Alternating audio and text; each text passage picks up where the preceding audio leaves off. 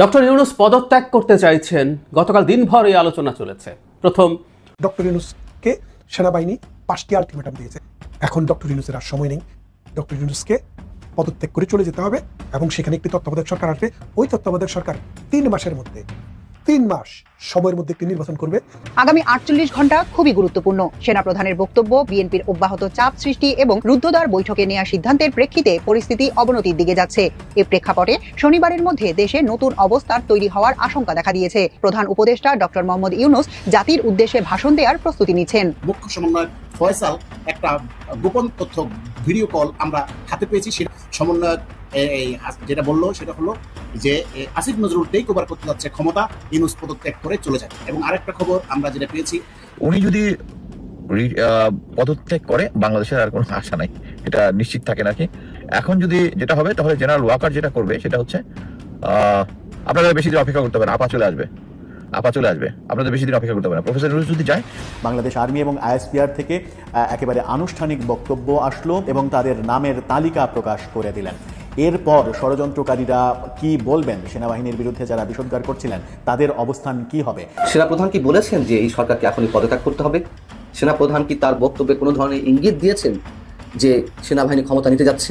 তাহলে সেনাপ্রধানের এই বক্তব্যগুলোকে কেন এত আক্রমণাত্মক হিসেবে ধরছে একটি মহল? এটি করে আরো পরিস্থিতি খুবই ঘোলাটের দিকে নিয়ে যাওয়া হচ্ছে বলে অনেকের কাছে মনে হচ্ছে। বিএনপি ডক্টর ইউনূসের সরকারকে হটিয়ে ক্ষমতা দখলের পায়তারা করছে। ডক্টর ইউনূস পদত্যাগ করবে না, কি করবে? আর স্থানীয় সরকার জাতীয় সংসদের আগে কেউ দিবে? আর এটা নিয়ে যদি বাড়াবাড়ি করে বিএনপি যদি রাস্তায় নামে, খুঁজে পাওয়া যাবে 2-4-10টা লাশ পড়ে যাবে একদিনে। ইতিমধ্যে বুঝতেই পারছেন আজকের খবরটি কতটা গুরুত্বপূর্ণ একটি খবর। বন্ধুরা চলুন ভিডিওতে আজকে আর বেশি কথা বাড়াবো না, সরাসরি আজকে আমরা চলে যাব মূল ভিডিওতে। আর সেখানে আজকে আমরা দেখব আজকের খবরের বিস্তারিত। ডক্টর ইউনূস পদত্যাগ করতে চাইছেন। গতকাল দিনভর এই আলোচনা চলেছে। প্রথম, অসমর্থিত সূত্রে এই খবরটা এসছে। পরবর্তীতে জনাব নাহিদ ইসলাম, এনসিপির আহ্বায়ক, আমাদেরকে এটা জানিয়েছেন অন রেকর্ড একটা পোর্টালের সাথে। আজ কিছুক্ষণ আগে সরকারের একজন সদস্য রিজওয়ানা হাসান একটা ব্রিফিং করেছেন। সেখানে তারা আসলে ঠিক কী ভেবেছেন, কি পরিস্থিতি হয়েছে, সেগুলো নিয়ে আলোচনা করেছেন। আমরা সেটা নিয়ে একটু অ্যানালাইজ করতে চাই। এবং আমরা খেয়াল করলাম গতকাল তারা মন্ত্রিপরিষদের যে বৈঠক ছিল, আমরা রাদের উপদেষ্টা পরিষদ বলবো, সেই বৈঠকে অনেক আলোচনা, দীর্ঘ সময় আলোচনা হয়েছে এবং পদত্যাগের কথাও যে উঠেছে সেখানে এসছে। এবং একটা পর্যায়ে নির্বাচন কেমন হবে, নির্বাচনটাও ঠিকঠাক করতে পারবেন কি না প্রফেসর ইউনূস, সেটা নিয়ে সন্দেহ প্রকাশ করেছেন। তিনি গতকাল প্রথম আলোতে এভাবে এসছে। এক পর্যায়ে প্রধান উপদেষ্টা বলেন তারা যেন আরেকটি অন্তর্বর্তী সরকার গঠন করেন, কারণ তিনি চলে যেতে চান। বর্তমানে যে পরিস্থিতি আছে তাতে অবাধ নিরপেক্ষ নির্বাচন আয়োজন নিয়েও সংশয় প্রকাশ করেন তিনি। এই পরিস্থিতিতে নির্বাচন হলে ব্যালট ছিনতাইয়ের মতো ঘটনা ঘটলে পুলিশ প্রশাসন তা ঠেকাতে পারবে কিনা সে বিষয়ে সংশয় প্রকাশ করেন তিনি। অন্যদিকে ভালো নির্বাচন করতে না পারলে মানুষ তাকে দায়ী করবে বলেও আলোচনায় উল্লেখ করেন তিনি। তার এই সন্দেহ বা সংশয়ের কি কোনো ভিত্তি আছে? থাকলে সেটা কি করা দরকার সেটা নিয়েও কথা বলবো। তার আগে একটু রিজওয়ানা হাসান যা বলেছেন সেটা নিয়ে কথা বলতে চাই। তিনি তার ব্রিফিংয়ে বলেছেন যে তারা সত্যি সত্যি আলোচনা করেছেন। ভিডিওটা পাওয়া যায়, ছোট্ট একটা ভিডিও, খুবই কনসলিডেটেড, খুবই আর্টিকুলেটেড বক্তব্য। তিনি খুব চমৎকার আর্টিকুলেটেডভাবে কথা বলতে পারেন আমরা জানি। তো উনি ওনার বক্তব্যগুলো, সরকারের বক্তব্য খুব চমৎকারভাবে ক্লিয়ার করেছেন। এর মধ্যে তিনি বলছেন একটা কথা আমরা পিক করব, এটা আগেও বলেছেন কিন্তু এই প্রেক্ষাপটে আবার এটা বলাকে আমরা কিভাবে দেখবো, এটা ভিন্ন ডাইমেনশন আছে বলে মনে করি। সেটা হচ্ছে শুধু নির্বাচন করার জন্য তারা সরকারে আসেননি। তিনি মোটা দাগে 3টা দায়িত্বের কথা বলছেন। নির্বাচন করা তো আছেই, সাথে সংস্কার এবং আওয়ামী লীগের বিচার। কিন্তু তিনি আলোচনার একটা পর্যায়ে দেখলাম যে তার মধ্যে মানে পত্রিকায় যে নিউজ আসছে সেখানেও এসছে যে লোকজন রাস্তা বন্ধ করে নানান আন্দোলন করে, এগুলো নিয়ে তাদের মধ্যে রাগ ক্ষুব্ধতা আছে। মানে আমরা সোফার যেটা দেখলাম যে সর্বশেষ বিএনপি 2-3 দিন করলো, কিন্তু এর আগে যে কেউ করেছে, যে কোনোভাবে করেছে। এবং আমি দীর্ঘদিন থেকে সরকারের নির্লিপ্ততাকে এটা নিয়ে প্রশ্ন করেছি। আমি আজও আবার বলি, একটা সরকারকে বল প্রয়োগ করতে হয়। কোনো সরকার যদি বল প্রয়োগ না করে সে কোনো সরকার না। বল প্রয়োগ করা মানে শেখ হাসিনা হয়ে যাওয়া না। শেখ হাসিনার বিরুদ্ধে আমাদের অভিযোগ ছিল তিনি ইললিগালি, আনএথিকলি বল প্রয়োগ করেছেন এবং ডিসপ্রপোর্শনেটলি বল প্রয়োগ করেছেন। কোনোখানে যদি লেজিটিমেটলিও বল প্রয়োগ করতে যেতেন সেখানে প্রয়োজনের অনেক অতিরিক্ত বল প্রয়োগ করেছেন। কিন্তু ডক্টর ইউনূসের সরকার যদি প্রয়োজনে বল প্রয়োগ করে লেজিটিমেটলি জরুরি প্রয়োজনে এই জনগণের চলাচল নিশ্চিত করার জন্য, এটা শুধু উপদেষ্টাদের কথা বলছি না, রিজওয়ানা হাসান বলছেন তারা মিটিংয়ে যেতে পারেন না, ওখানে ব্লকেট সেখানে ব্লকেট, তাদের ব্যক্তিগত ক্ষুব্ধতা।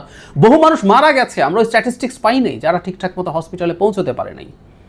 সুতরাং এগুলো তো আসলে তার সরকারের খুবই বেসিক কাজ, এগুলো তো তারা করতে পারেন। এটা নিয়ে সবাই এসে তাদের সাথে কমপ্লাই করবে এটা মনে করার তো কোনো কারণ নেই। সংস্কারের কথা বলছেন, সংস্কার নিয়ে তারা কমিশন করেছেন, ঐক্যমত্য কমিশন, সবাই কোঅপারেট করছে, দেখছি তো, কিন্তু এটা তো দেরি হচ্ছে। বিশেষ করে ঐক্যমত্য কমিশন অনেক ক্ষেত্রে মনে হতে পারে যে তারা সময়টাকে অহেতুক লম্বা করছেন, কারণ অনেক বেশি আলোচনার চাইতে, দফায় দফায় আলোচনা করে কনভিন্স করার চেষ্টার চাইতে ন্যূনতম কতগুলো সংস্কারে ঐক্যমত্য হয়ে সেগুলো করে ফেলাই ছিল সবচেয়ে বেশি জরুরি। কারণ শুরু থেকেই তো আমরা বুঝতে পারছি আসলে অনেক বেশি সংস্কার হবে না, বিশেষ করে কোর কয়েকটা জায়গায়। আমি নাম যদি সরাসরি বলি, বিএনপি খুব কোর কয়েকটা জায়গায় মানবে না, এর মধ্যে লজিক্যাল কি ইললজিক্যাল ডিবেট আছে। বিএনপির এইসব কিছু অপিনিয়নের সাথে আমারও দ্বিমত আছে, আমি এগুলো নিয়ে প্রকাশ্যে কথা বলেছি, আজকে সেই জায়গা না, কিন্তু তারা এটা মানে না তো। সুতরাং এই যে মানাবো অন্যদেরকে করব, এই করতে করতে যে দেরি হয়ে যাওয়া, সেটা আসলে একটা বাজে মেসেজ দিচ্ছে, সেখানেও তাদের সংকটের জায়গা আছে। আর একটা কথা তো সবচেয়ে জরুরি, সেটা হচ্ছে একটা সরকারের সংস্কার বা বিচার এই রিলেটেড কাজগুলো আছে, কিন্তু তার ডে টু ডে অ্যাক্টিভিটিস আছে, ডে টু ডে কাজকর্ম আছে, যেগুলো সবচেয়ে জরুরি। যে কোনো সরকার, এমনকি একটা কেয়ারটেকার সরকারকেও করতে হয়। এই সরকার কেয়ারটেকার সরকার না, আমি সেটাও মনে করি, আমাদের জায়গায় 3 মাসের ছিল, কিন্তু কেয়ারটেকার সরকারকে ওই কাজগুলো করতে হয়, কিন্তু তারা ঠিকঠাক মতো করে উঠতে পারছেন না। বরং তাদের সরকারের সাথে যে প্রশ্নগুলো তারা এড়িয়ে যান, সাংবাদিকদের কোনো প্রশ্ন হয়তো উনি নেননি, যে তার সরকারের সাথে থাকা লোকজন, তার সরকারের মধ্যে থাকা লোকজন, আমি শুধু ভেতরে কথা বলছি না, প্রকাশ্যে কতগুলো আলাপ সামনে আনছেন, কতগুলো আলাপ করছেন, যেগুলো নিয়ে তারা আসলে একেবারে চুপ করেছিলেন। ক্যাবিনেটে বসে সেনাপ্রধান এবং প্রধান উপদেষ্টার মধ্যে দ্বন্দ্ব তৈরির চেষ্টা হয়েছে না? হয়েছে। তিনি অ্যাপোলোজাইজ করেননি, তাকে ক্যাবিনেট থেকে সরানো হয়নি। সুতরাং, এবং কারো হয়ে, কোনো একটা গোষ্ঠীর হয়ে যে এটা করছেন, এটার প্রমাণ আছে, আমি নিজে দিয়েছি এখানে। কি করেছেন তারা? তো তাহলে ওই গোষ্ঠীটা যা করছে তার দায়িত্ব কি তারা নিচ্ছেন? বাংলাদেশের সংকট কিন্তু সংস্কার, বিচার এগুলো নিয়ে হয় নাই। বাংলাদেশের সংকট হয়েছে, বিএনপি রাইটলি কাজটা করেছে, এটা রাষ্ট্রের স্বার্থে কাজ। আবারও বলি, বিএনপি নির্বাচন দিয়ে যদি ক্ষমতায় আসে এই দেশকে স্বর্গ বানিয়ে ফেলবে মনে করি না, কিন্তু ওটাই আমাদের একমাত্র পথ, গণতান্ত্রিক পথে যাওয়া। সো বিএনপি যখন দেখেছে নির্বাচনটাকে সংশয়ে ফেলে দেওয়ার পরিস্থিতি তৈরি হয়েছে, প্রেস সেক্রেটারি বেছে 5 বছর থাকার স্টেটাস শেয়ার দিচ্ছেন, হালকা ঢঙে হলেও উপদেষ্টারা বলে ফেলছেন, মানুষ বলছে 5 বছর থাকি, কোনো উপদেষ্টা বলে ফেলছেন কে বলেছে আমাদের ম্যান্ডেট নেই, আবার বলা হচ্ছে আমাদের সব ম্যান্ডেট আছে। এইরকম নানা কিছু সংস্কার বিচারের মনোযোগ, নাকি এদিকে করিডোরের মতো ইস্যু, বন্দর নিয়ে স্ট্র্যাটেজিক সিদ্ধান্ত নেওয়া, এগুলো অনেক প্রধান হয়ে দাঁড়াচ্ছে, যেগুলো মানুষ দেখছে। সো সংকট বা এটা নিয়ে সন্দেহ মানুষের মধ্যে তৈরি হবে। আবারও বলছি, এমন একটা নেক্সাসের সাথে এই সরকারের কারো ক্লিয়ার অ্যালাইনমেন্ট আছে, যেটা পাবলিকলিও প্রকাশিত হয়েছে। সেই নেক্সাসের সাথে থাকা সরকারকে সন্দেহ মানুষ করবেই। সুতরাং সমস্যা আসলে ওগুলো না। আর শুধু নির্বাচনের জন্য আসেননি, দ্যাটস ট্রু, কিন্তু বহুবার বলেছি, আবারও বলতে চাই, নির্বাচনকে এত তুচ্ছ করে দেখার কিছু না। আমি এই সরকারের যে কারো সাথে একটা প্রকাশ্য ডিবেট করতে প্রস্তুত আছি। শুধু একটা নির্বাচন একটা স্টেটকে পাল্টে দিতে পারে, অনেকটুকু পাল্টে দিতে পারে, এবং অনেক সংস্কার করে, অনেক কিছু লিখে পড়ে, অনেক কিছু চমৎকার সংবিধান আইন লিখে একটা দেশ স্বর্গ বা গণতান্ত্রিক হয়ে যায়। এই চিন্তা যদি করে, এটা খুবই প্রিমিটিভ রং চিন্তা। পৃথিবীতে এই মুহূর্তের আলোচনা হচ্ছে এই লিখিত পড়িত থাকা অবস্থায়ও কিভাবে স্টেটগুলো অথরিটারিয়ান হয়ে ওঠে, ফ্যাসিস্ট হয়ে ওঠে। এখন তো ফ্যাসিবাদের আবার নতুন মাথা চাড়া দেওয়া হচ্ছে, একেবারে গণতন্ত্রের যে ভিত্তিভূমি সেই ইউরোপে এই আলাপগুলো আছে। সুতরাং এগুলো নিয়ে অতি বাড়াবাড়ি, আবারও সেই নির্বাচনকে সংশয়ে ফেলার চেষ্টা, এটা মনে হবার কারণ আছে। আমি বলছি না এগুলো করতে হবে না, এগুলো করতে হবে, কিন্তু ওই ধরনের একটা চেষ্টা হচ্ছে, এই সন্দেহ মানুষের মধ্যে আসতে পারে। সুতরাং নির্বাচনকে খুব তাচ্ছিল্য তারা সরকারের দিক থেকে যেন না করেন। আরেকটা কথা, প্রধান উপদেষ্টা যেভাবে নির্বাচন ঠিকঠাক মতো হতে পারে কিনা, ব্যালট বাক্স হয়ে গেলে সেটা ঠেকাতে পারবেন কিনা, এই জিনিসগুলো 10 মাস পরে কেন তিনি এসে বলছেন? ওনার তো প্রথম থেকে যদি এই ফোকাসটা থাকতো যে নির্বাচনই 1 নাম্বার ফোকাস, এই যাবতীয় সব চেষ্টা তিনি তখন থেকেই করতেন। আমি ব্যক্তিগতভাবে মনে করি এখনও সময় যতটা আছে তাতে যদি এই ব্যাপারেই প্রধান ফোকাস করা হয় এবং পুলিশকে যদি সেভাবে আস্তে আস্তে তৈরি করে তোলা হয়, আর সেনাবাহিনী তো থাকছেই, সেনাবাহিনীকেও যদি ম্যাজিস্ট্রেসি পাওয়ার এবং যথেষ্ট গুরুত্ব দিয়ে এই কাজটা করতে দেওয়া হয়, আমি বিশ্বাস করি এই ধরনের কোনো ঘটনা ঘটবে না। এবং যে দলটা ক্ষমতায় যাওয়ার সম্ভাবনা প্রায় শতভাগ বিএনপি, সে তার জায়গা থেকে নিজে ডেটারেন্ট তৈরি করবে যাতে তার কেউ কোনো একটা জায়গায় এই ধরনের কাজ না করে। সব কিছুর জন্য আসলে সবচেয়ে জরুরি হচ্ছে একসাথে সবাই বসা, একসাথে এগুলোর আলোচনা করা এবং এক্সপেকটেশন কমিয়ে এনে এখন লিস্ট যা করতে পারি। একটা কথা মনে রাখতে হবে, এটা আমাদের জীবনেও হয়, আমরা একটা কল্পনা করে একটা কিছু করতে যাই, কিন্তু শেষ পর্যন্ত আমরা বুঝতে পারি না ওটা হচ্ছে না, তখন আমরা কম নিয়ে সন্তুষ্ট থাকার চেষ্টা করি, তার সাথে অ্যাডজাস্ট করার চেষ্টা করি। এই জিনিসগুলো থাকতে হয়। সুতরাং কি ম্যান্ডেট বা কি ইচ্ছা নিয়ে এসেছেন, এখনও সেটা ধরে রাখতেই হবে, না হলে আমি চলে যাব। খুবই ম্যাচিওর্ড কথাবার্তা এগুলো, খুবই ম্যাচিওর্ড কথাবার্তা। এগুলো সরকারকে বলা বন্ধ করতে হবে। তারা সরকারে থাকবেন, থাকার পর তারাই করবেন। ওনারা কনজেনিয়াল এনভায়রনমেন্টের কথা বলছেন, রিজওয়ানা হাসানকে দেখছি, যদি না হয় আপনি এটা এনশিওর করবেন, মানুষ দেবে না। একটা এইরকম শেখ হাসিনা পতনের পর যে পরিস্থিতি হয়েছে, এরকম একটা গণ অভ্যুত্থানের পর একটা ডিস্ট্রাক্টেড সিস্টেমে এসে তাদের পথ চলা খুব স্মুথ হবে না, এটা তো তাদের বোঝার উচিত ছিল, এটা তো আমরা তো বুঝতে পেরেছি।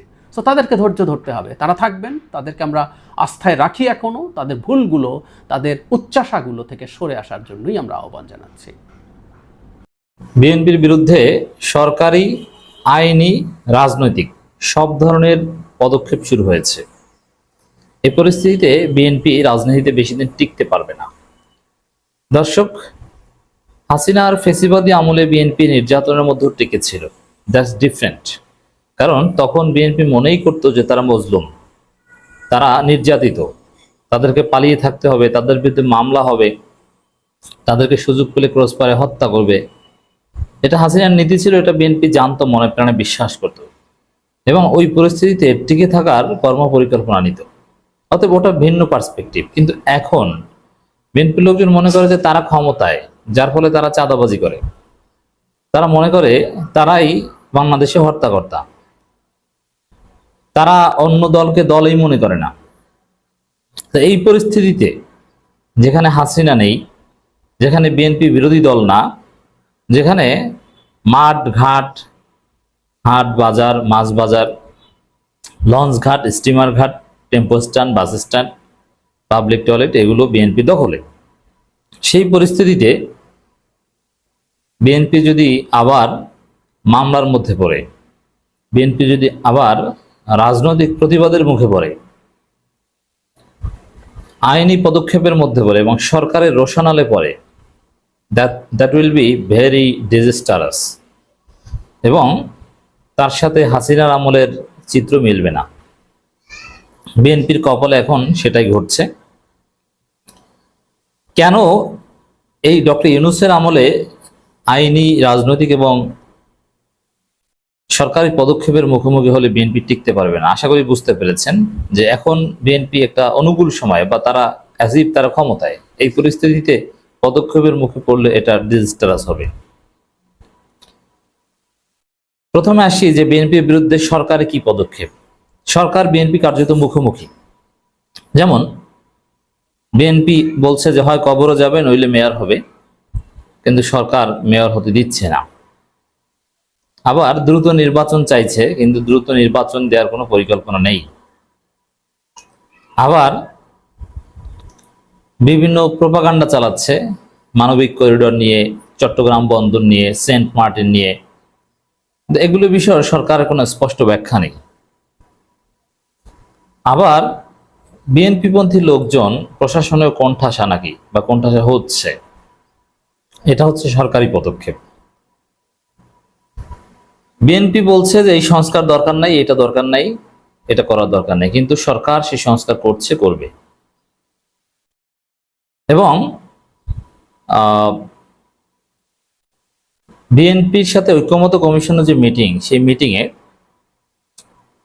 বিএনপি যেগুলোতে দ্বিমত পোষণ করছে, ঐক্যমত্য কমিশন বরং সেগুলো বোঝানোর চেষ্টা করছে। এবং অনেক ক্ষেত্রেই বিএনপি স্পষ্ট, বা আমরা স্পষ্ট, যে সরকার বিএনপির যে দ্বিমতের জায়গা, ওই দ্বিমতের জায়গাগুলো বিএনপির দ্বিমত হিসেবে ধরে নিয়ে অধিকাংশ বলেছে এই যুক্তি দিয়ে তারা বাস্তবায়ন করবে। তো এটা হচ্ছে সরকারি পদক্ষেপের কিছু আলামত। আর রাজনৈতিক পদক্ষেপ হচ্ছে সরকারি দল এনসিপি তারা মাঠে নেমেছে স্থানীয় সরকার নির্বাচনের দাবিতে এবং ইসি পুনর্গঠনের দাবিতে। এটা হচ্ছে বিএনপির বিরুদ্ধে রাজনৈতিক প্রতিবাদ। শুধু এটা না, এই যে শাহবাগে যমুনার সামনে যে আন্দোলন হয়েছিল আওয়ামী লীগ নিষিদ্ধের দাবিতে, that was also anti BNP movement, কারণ বিএনপি সেখানে ছিল না এবং বিএনপির মধ্যে ভয় যে আওয়ামী লীগ নিষিদ্ধ, অথবা বিএনপি তো নিষিদ্ধ হতে পারে, এটা বিএনপি বলেছে স্পষ্ট। এছাড়া ঢাকা বিশ্ববিদ্যালয় ছাত্রদল অযাচিতভাবে ঢাবি ভিসি এবং প্রক্টরের পদত্যাগ চাচ্ছে। ওই জায়গাটাও শিবির, ছাত্র সংসদ বা অন্য সবাই মিলে ঢাবি ভিসির পক্ষে দাঁড়িয়েছে। এছাড়া আপনারা দেখেছেন যে কুয়েটের ভিসি টিকতে পারেনি, তাকে পদত্যাগ করতে হয়েছে। এগুলো হচ্ছে বিএনপির বিরুদ্ধে রাজনৈতিক পদক্ষেপ। এরকম আরো অনেক পদক্ষেপের এক্সাম্পল আছে। এবার আলোচনা করব বিএনপির বিরুদ্ধে আইনি পদক্ষেপ নিয়ে। আইনি পদক্ষেপ নিয়ে আলোচনা করার আগে প্রথমে বলে নিই যে একটা সময় ছিল যে থানা পুলিশ চলতো বিএনপির কথায়। বিএনপি নেতাদের বিরুদ্ধে কোনো মামলা নিত না, নেওয়া সম্ভব ছিল না, এবং বিএনপি নেতারা যে সুপরিষদ মানে অ্যাজিব যে বিএনপি সরকারি দল, ওসিরা সবাই ভেবেছিল যে বিএনপি নিশ্চিত ক্ষমতা আসছে, অতএব তাদের কথায় চলে আমি চাকরি নিশ্চিত করি, পদ নিশ্চিত করি। কিন্তু পরিস্থিতি ঘুরে যাচ্ছে। এখন আর আগের মতো থানায় বিএনপির কথার গুরুত্ব নেই, থানা বিএনপির কথা আগের মতো শুনে না। দৃশ্যপট বদলে গেছে। এখন বিএনপি নেতারা থানায় গেলে তাদেরকে অনেককে গ্রেপ্তার করা হয়, অনেকে দড়ি দিয়ে বাঁধা হয়। বিএনপি থানা, উপজেলা, জেলা পর্যায়ের নেতাদেরকেও ধরে আনা হয়। আবার ছাত্রদল বিএনপি থানায় হামলা করে, সেই হামলার প্রতিবাদে আবার তাদেরকে ঢালাওভাবে ধরা হয়। চিত্র এখন এইটা। এখন বিএনপির বিরুদ্ধে মামলা নেওয়া হয়। এরকম একটা ঘটনা, এনসিপির শ্রমিক নেতাদের উপর হামলা, বিএনপির 21 নেতাকর্মীদের বিরুদ্ধে মামলা। দেখেন, এমনি অন্য যে কোনো ভুক্তভোগী বিএনপির বিরুদ্ধে চাঁদাবাজি মামলা করলো, that's different. But NCP, believe it or not, NCP হচ্ছে সরকারি দল। তা এনসিপি যখন বিএনপির বিরুদ্ধে মামলা করে, তখন এটাকে আমি দেখবো যে সরকারি দল বিরোধী দলের উপর মামলা করেছে। এই চিত্র কিন্তু এখন শুরু হয়েছে। এতদিনে কিন্তু এভাবে এনসিপি আনুষ্ঠানিকভাবে মামলা করেছে বিষয়টা এরকম ছিল না। এতদিন ছিল ভুক্তভোগী যার কাছ থেকে চাঁদা নিয়েছে তিনি মামলা করেছেন বিএনপির চাঁদাবাজদের বিরুদ্ধে। কিন্তু এখন এনসিপি মামলা করেছে। তো এই মামলার ঘটনা সামনে বাড়তে থাকবে এবং এনসিপির উপর হামলার চেষ্টা অনেকবার হয়েছে এবং সামনে আরো টুকটাক হবে। এবং এনসিপি যে পথে যাবে, যে মামলা করবে, এবং মামলায় দেখবেন যে বিএনপির লোকজনকে বিভিন্ন জায়গায় ধরবে। চাঁদাবাজি মামলায় তো ধরে, ওই এনসিপির উপর হামলার মামলায় ধরবে। এই সুযোগে যদিও জামাতের মামলায় কিন্তু বিএনপিকে ধরেছে, এটাও এই এক্সাম্পল আছে। জাতীয় নাগরিক পার্টির শ্রমিক নেতাদের উপর হামলা ও মারধরের ঘটনায় থানায় মামলা দায়ের করা হয়েছে। মামলায় মংলা পৌর বিএনপির আহ্বায়ক জুলফিকার আলী সহ স্থানীয় বিএনপি অঙ্গ সংগঠনের 21 নেতাকর্মীকে আসামি করা হয়েছে। মামলার বাদী এনসিপির শ্রমিক সংগঠনের নেতা তিতুমির চোকদার। দেখেন, এনসিপি একটা দল গঠিত হয়ে এর মধ্যে শ্রমিক উইং এভাবে প্রতিষ্ঠিত করে তারা বিএনপির সাথে মারামারি করার সক্ষমতা অর্জন করতে পেরেছে, এটাও বিএনপির জন্য একটা দুঃসংবাদ। গত মঙ্গলবার রাতে মংলা থানায় এই মামলা দায়ের করা হয়। এদিকে রাজনৈতিক হয়রানি করার উদ্দেশ্যে মামলা দায়ের করা হয়েছে দাবি করে এর প্রতিবাদে স্থানীয় বিএনপি সংবাদ সম্মেলনে বিক্ষোভ সমাবেশ করেছে। অবিলম্বে মামলা প্রত্যাহারের দাবি জানিয়েছে দলটির নেতারা। এই লাইনটাও গুরুত্বপূর্ণ। সেটা হচ্ছে বিএনপিকে এখন রাজনৈতিক হয়রানিমূলক মামলার প্রতিবাদ করতে হয়, মিছিল করতে হয়, সংবাদ সম্মেলন করতে হয়। এটাই প্রমাণ যে আসলে ঘটনা শুরু হয়ে গেছে, সামনে বিএনপির কপালে বিপদ আছে, এবং এটাই বিএনপি যে টিকতে পারবে না তার আলামত। মামলাবাদী তিতুমির চোকদার লিখিত অভিযোগ করে বলেন, বিগত আওয়ামী লীগ শাসনামলে মংলাবন্দর শ্রমিক সংগঠন আওয়ামী লীগের কর্তা ব্যক্তির নিয়ন্ত্রণ রেখে সাধারণ শ্রমিকদের স্বার্থ পরিপন্থী কর্মকাণ্ড চালিয়েছে। গণঅভ্যুত্থানের পর বিএনপি নেতা জুলফিকার আলী এটি নিয়ন্ত্রণ নিয়ে তার অনুসারীদের নিয়ে শ্রমিক সংগঠনের নেতৃত্ব ও কর্তৃত্ব পরিচালনা শুরু করেছে। সংশ্লিষ্ট সূত্রে জানা গেছে, এনসিপি শ্রমিক সংগঠনের নেতৃত্বে গত 29 এপ্রিল বিকালে শ্রমিক সংঘ চত্বরে তলবি সভা আহ্বান করে শ্রমিকরা। এই সময় একই স্থানে মে দিবস পালনের প্রস্তুতি, তারপরে মারামারি হয়, বিএনপির লোকজনের শক্তি বেশি, তারা মেরেছে।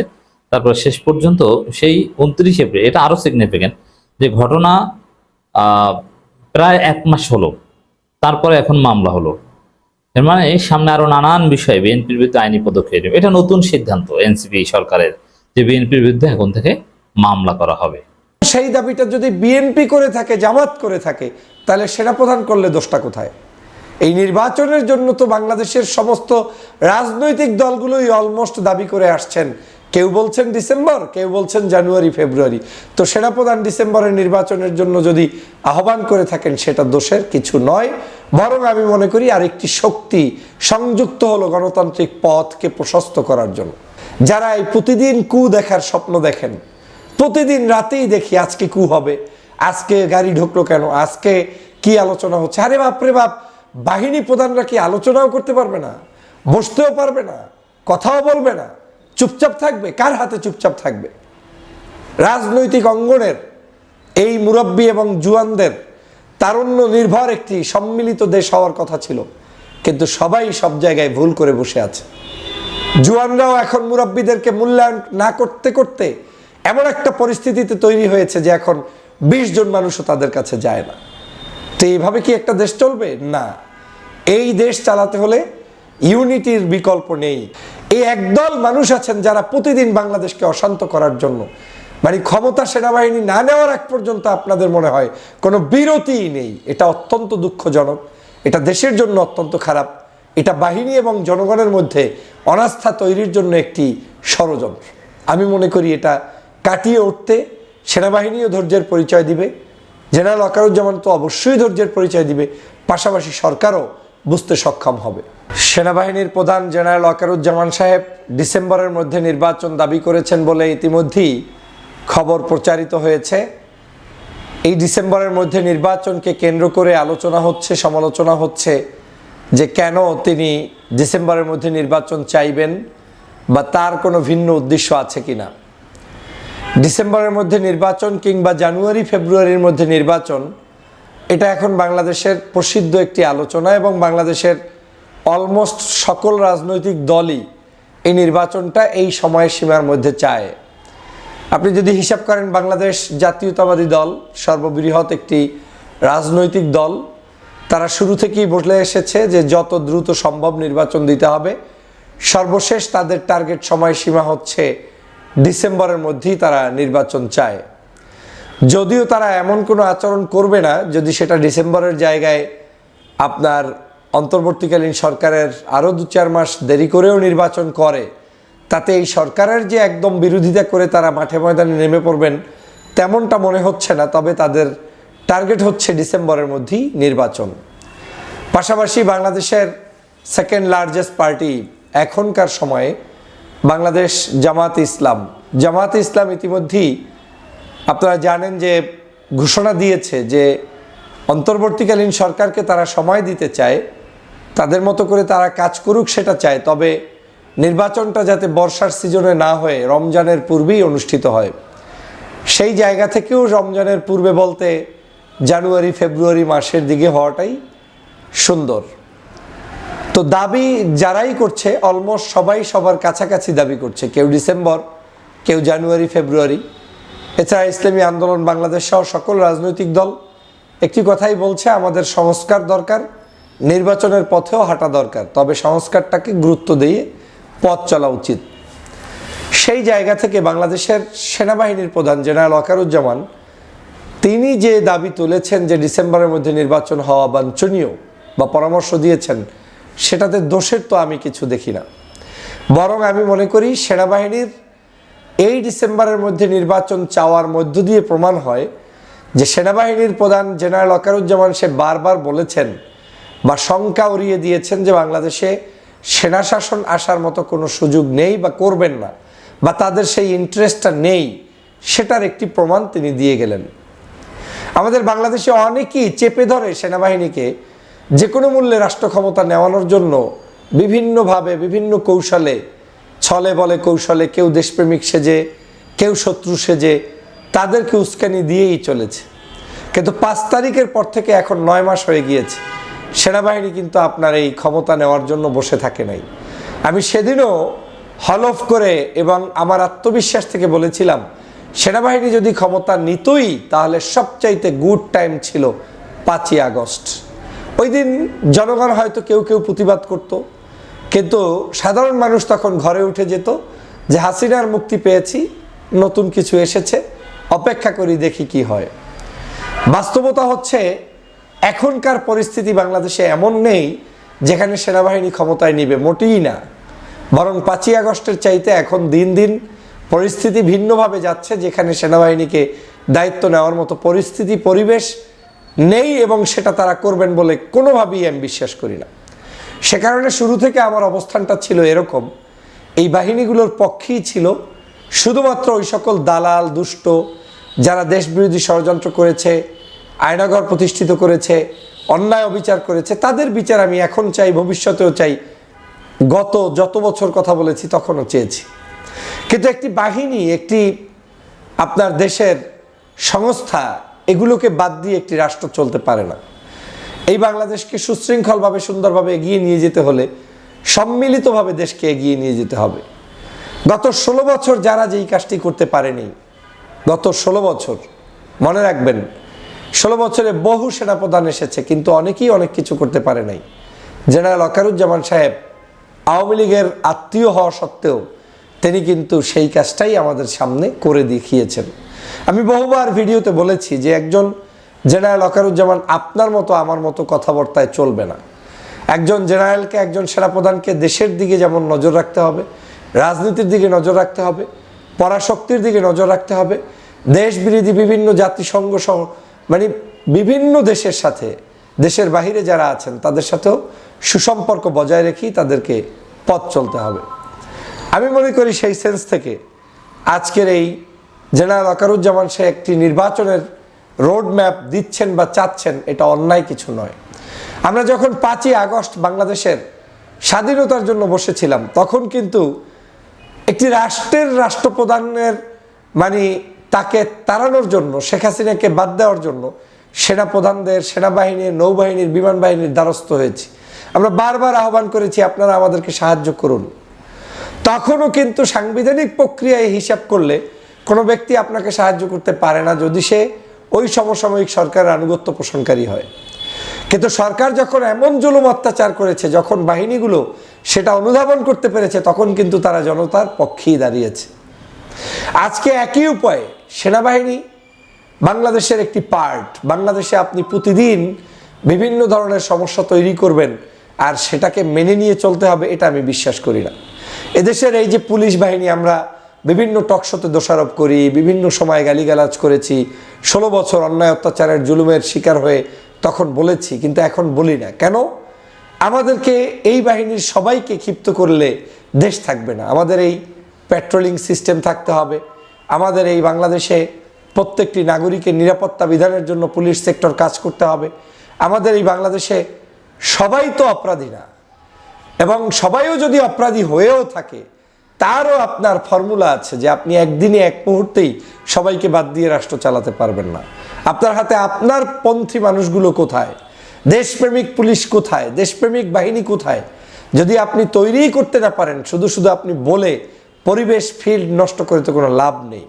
আমি আজও চ্যালেঞ্জ দিয়ে বলছি, সেনাবাহিনী, আমার বিশ্বাসের জায়গা থেকে বলছি, আমার বিশ্বাস যে সবসময় সঠিক হবে এমনটা না, তারা রাষ্ট্র ক্ষমতা নিবে না।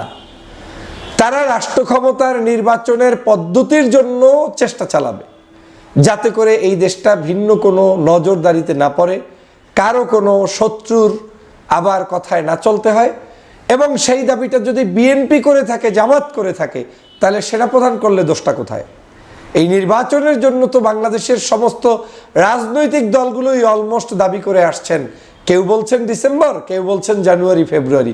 তো সেনাপ্রধান ডিসেম্বরের নির্বাচনের জন্য যদি আহ্বান করে থাকেন, সেটা দোষের কিছু নয়, বরং আমি মনে করি আরেকটি শক্তি সংযুক্ত হলো গণতান্ত্রিক পথকে প্রশস্ত করার জন্য। এখন যারা নিজের স্বার্থের জন্য কারো বিরোধিতা করেন, আমি সেটাকে সৎ বিরোধিতা মনে করি না। অনেকে আছেন একচেটিয়া আমাকে জেনারেল ওয়াকারুজ্জামানের বিপক্ষে বলতেই হবে, তাই বলি, একচেটিয়া আমার অমুকের বিরুদ্ধে বলতেই হবে, তাই বলি। এটা আসলে স্বভাবজাত হলে আমাদের উন্নতি হবে না। প্রিয় সহযোদ্ধা ভাইরা, আমাদের দেশের সেনাপ্রধান শুধু কি ওই একটি আলোচনা করেছেন? তিনি জোর গলায় বলেছেন এই সরকারকে আমরা সহযোগিতা করছি, এই সরকারকে এই কোরবানিতেও নিরবিচ্ছিন্ন জনগণ যাতে ঈদ উদযাপন করতে পারে সেজন্য তারা সাহায্য করছে, সহযোগিতা করছে। এই সরকার যাতে সুষ্ঠু ধারায় চলতে পারে সেজন্য তিনি সহযোগিতা করছেন।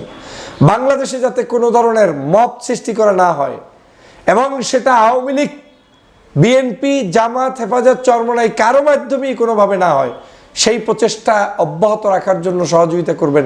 সেটা তো অন্যায় কিছু নয়।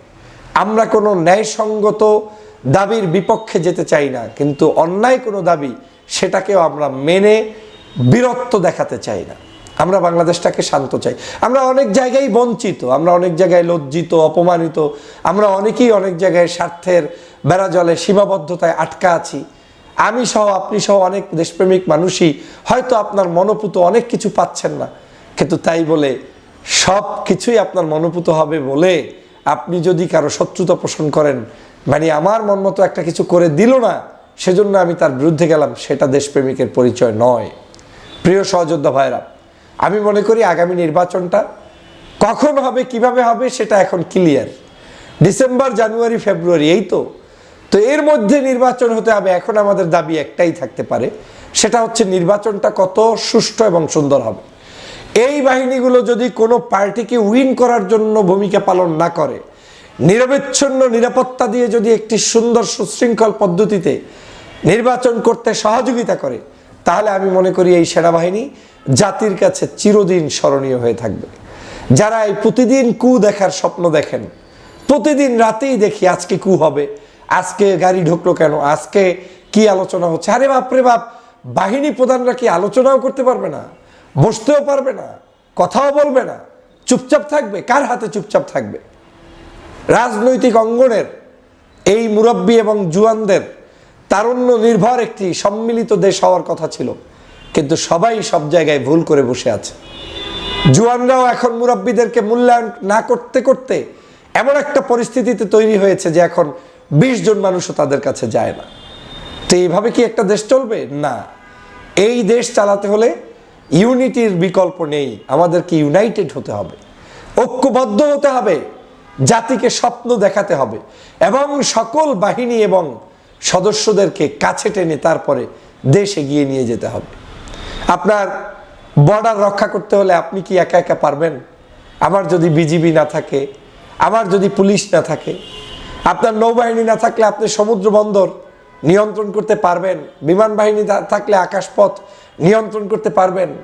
সেনাবাহিনী না থাকলে আপনি আকাশ, নৌ, স্থল সমস্ত জায়গায় আপনার নিয়ন্ত্রণ করতে পারবেন? পারবেন না। এই বাহিনীগুলোকে আমাদের দরকার, কিন্তু এই বাহিনীগুলোকে যখন প্রয়োজন ছিল শেখ হাসিনার বিরুদ্ধে গর্জে ওঠার জন্য সাহায্য সহযোগিতা আমরা তখন কথা বলেছি, ডেকেছি, চেয়েছি এবং পেয়েছি, আলহামদুলিল্লাহ। কিন্তু এখন প্রতিদিন প্রতি মুহূর্ত আমাদের সেইগুলো নিয়ে দেশকে ক্ষতি করার আর কোনো সুযোগ নেই। অতএব আমি জেনারেল ওয়াকারুজ্জামান সাহেবের এই সকল ভালো উদ্যোগের পক্ষে। আমি গত কয়েক মাস আগেও জেনারেল ওয়াকারুজ্জামান সাহেবের একটি বক্তব্যকে কেন্দ্র করে বাংলাদেশ তুলকালম ঘটেছিল যে ফুল স্টপ, আর কোনো এভাবে চলতে পারে না, চলতে দেয়া যাবে না। ভালোই বলেছিলেন। বাংলাদেশের চুরি, ডাকাতি, হত্যা, সন্ত্রাস সেই সকল কার্যক্রম তো চলতে পারে না। সেটাকে বন্ধ করার জন্য তিনি যে কঠোর হস্তে বক্তব্য দিয়েছিলেন, এই বক্তব্যটির পরে অনেকে বলেছিলেন উনি মনে হয় কয়েকদিনের মধ্যে কি জানি ঘটায় ফেলবে। এই একদল মানুষ আছেন যারা প্রতিদিন বাংলাদেশকে অশান্ত করার জন্য, মানে ক্ষমতা সেনাবাহিনী না নেওয়ার আগ পর্যন্ত আপনাদের মনে হয় কোনো বিরতিই নেই। এটা অত্যন্ত দুঃখজনক, এটা দেশের জন্য অত্যন্ত খারাপ, এটা বাহিনী এবং জনগণের মধ্যে অনাস্থা তৈরির জন্য একটি ষড়যন্ত্র। আমি মনে করি এটা কাটিয়ে উঠতে সেনাবাহিনীও ধৈর্যের পরিচয় দিবে, জেনারেল ওয়াকারুজ্জামান তো অবশ্যই ধৈর্যের পরিচয় দিবে, পাশাপাশি সরকারও বুঝতে সক্ষম হবে। রাজনৈতিক দল যেটা চাইতে পারে সামষ্টিকভাবে বাংলাদেশের কল্যাণে, সেটা সেনাবাহিনী, নৌবাহিনী, বিমান বাহিনী সবাই মিলেও সেটা চাইতে পারে। আপনি যেটাকে এখন অন্যায় বলে মনে করছেন যে সে কেন চাইবে, সেই একই অন্যায়ের দাবিটা 5 তারিখের আগেও কিন্তু আপনি করেছিলেন শেখ হাসিনার বিরুদ্ধে তাকে দাঁড় করানোর জন্য। অতএব তখন কিন্তু ওই সময়ের হাসিনার আইনে ওইটা নাজায়েজ ছিল। অর্থাৎ দেশপ্রেমিক মানুষদেরকে এখন বাংলাদেশে একটি সমস্যায় জর্জরিত। এখন এত বাছবিচার না করে সম্মিলিতভাবে দেশটাকে কিভাবে এগিয়ে নেওয়া যায়, বাহিনীগুলোকে শত্রু মনে না করে বন্ধু বানিয়ে দেশকে এগিয়ে নিয়ে যাওয়া যায়, সেই পথ আমাদের প্রশস্ত করতে হবে। এবং রাজনৈতিক দলগুলো যেই দাবিগুলোর পক্ষে অবস্থান নিচ্ছে, রাজনৈতিক দলগুলোর দাবিগুলো কি সম্প্রসারিত করার জন্য আমাদের এগিয়ে যেতে হবে। মনে রাখবেন, সংস্কার যেমন প্রয়োজন, নির্বাচনও তেমন প্রয়োজন। বিভিন্ন ষড়যন্ত্র চলমান রয়েছে, এই ষড়যন্ত্র মোকাবেলা করতে হলে নির্বাচনের বিকল্প নেই। গণতান্ত্রিক ধন্যবাদ প্রিয় দর্শকবৃন্দ, আমাদের ফুল ভিডিওটি দেখার জন্য আপনাকে জানাই অসংখ্য অসংখ্য ধন্যবাদ। তো বন্ধুরা, আজকের এই নিউজটি দেখে আপনাদের কি মতামত অবশ্যই কমেন্ট বক্সে কমেন্ট করতে ভুলবেন না। আর হ্যাঁ, এমন নিত্য নতুন আপডেট খবর সবার আগে পেতে চাইলে এখনই আমাদের এই পিচ্চি সাকিব ইউটিউব চ্যানেলটি সাবস্ক্রাইব করুন। ধন্যবাদ।